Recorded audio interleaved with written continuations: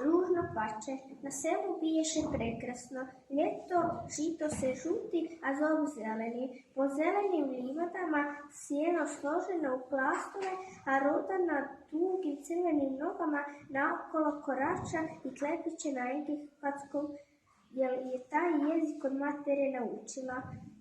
U okrug njiva livada steru se velike šume, a usred tih šuma velika jezera laže, da zaista prekrasno biješe na selu.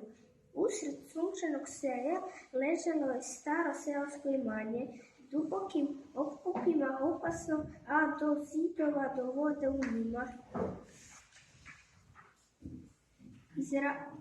Izrasli golemi čišći i to tako bujno da bi pod najvišim od